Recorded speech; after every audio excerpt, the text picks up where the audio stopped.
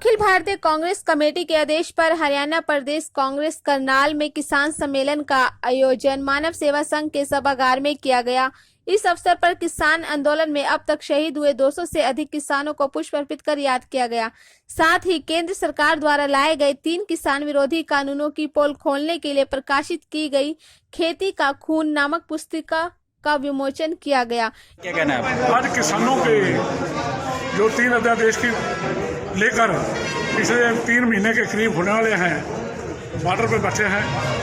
आज कांग्रेस पार्टी के माध्यम से हमने उनको ये मैसेज दिया कि हम पहले दिन से आपके साथ हैं, आगे भी आपके साथ रहेंगे और जब तक 3 अध्यादेश वापस नहीं होते किसानों के साथ खड़े हैं। जो किसानों की मतलब जो मारे गए किसानों की जो 220 के करीब किसान हमारे स्वर्ग सिधार चुके हैं, उनको सच्ची श्रद्धांजलि दी गई।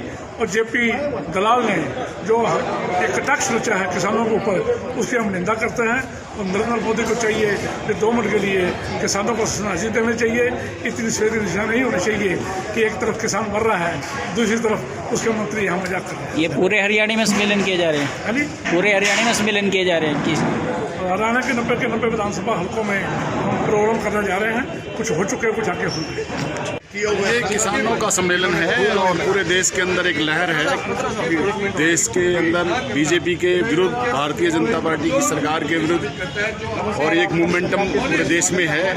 किसानों के साथ भारत की सरकार कॉरपोरेट घरानों को फायदा पहुंचाने के लिए ये 3 कानून, काले कानून लेके आई है और इसलिए वो किसानों की बात नहीं मानती। आज किसानों का भविष्य ये है, उसके आगे सरकार को, केंद्र की सरकार को उनकी बात माननी पड़ेगी और 3 काले कानून वापस आएंगे। आंदोलन तो अभी अंदर भी बात चली थी 1907 में, लगभग 2-3 साल चला था। हो सकता है ये 6 महीने चले, साल चले। ये एक सरकार की बुद्धिमत्ता पे है कि जितनी जल्दी समझौता कर ले, वापस ले ले, उतना अच्छा। एक तो सरकार को रास्ता निकालना चाहिए कोई। और आर्थिक रूप से इस काले कानून को क्या मानते हैं? देखिए, 60% हिंदुस्तान के लोग किसानी पे आधारित हैं। उनका जीवन, उनकी 2 वक्त की रोटी, चाहे वो मजदूर हैं, चाहे वो बल्लेदारी का काम करता है, चाहे वो सफाई का काम करता है, चाहे वो गेहूं तोलने का, धान तोलने का, अनाज तोलने का काम करता है, चाहे लोड करने का काम करता है, चाहे खेत में बिजाई करता है, चाहे वो कटाई करता है, चाहे सफाई करता है खेत में। सब लोग हिंदुस्तान के 60% इस पे निर्भर करते हैं। और आप मतलब इसके जो देश की राजनीतिक हालत कैसे मानते हैं? देखिए, राजनीतिक व्यवस्था तो अगर अच्छी होती तो डेमोक्रेसी में विश्वास करती और ठंड में किसानों को मरने नहीं देती और 220 किसान शहीद नहीं होते। कानून कैसे न केवल किसान विरोधी है, परंतु छोटे व्यापारी और खास तौर पे जो हमारे ऐसी भाई हैं जो पीढ़ी सिस्टम पर निर्भर रहते हैं, उसको, उनके भी जीवन को ये पूर्ण रूप से बर्बाद करने का काम करेगा।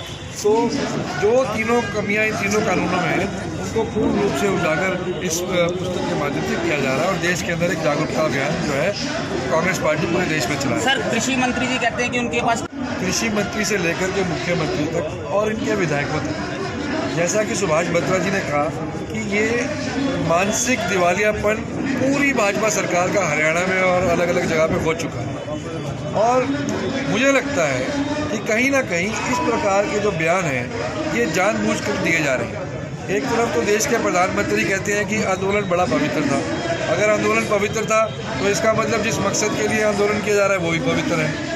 दूसरी तरफ मंत्री जो है वो उकसाने वाला बयान दे रहे हैं, मुख्यमंत्री जो है वो उकसाने वाला बयान दे रहे हैं। इसका मतलब बड़ा स्पष्ट है कि ये लोग चाहते हैं कि किसान को किसी तरीके से भड़काया जाए ताकि देश के अंदर अशांति का माहौल पैदा हो और भाईचारा जो है वो ख़राब हो और कोई ना कोई फिर डिवीज़न करने की जो जो सोच, जो मूलभूत सोच आरएसएस और बीजेपी की है वो फिर हावी हो। सर आप आज जो है मैं बतौर ऑब्जर्वर यहाँ पर आया हूँ और किसानों के हक में जो 3 काले कानून हैं, सारी कांग्रेस पार्टी एकजुट होकर किसानों के साथ खड़ी है और जब तक ये 3 काले कानून वापस नहीं ले जाएंगे हम डट के किसानों के हक में खड़े हैं। और पूरे देश के अंदर राहुल जी के नेतृत्व में, सोनिया जी की लीडरशिप में और हरियाणा में कुमारी शैलजा जी की लीडरशिप में ये लड़ाई हर छोर पे लड़ी जाए।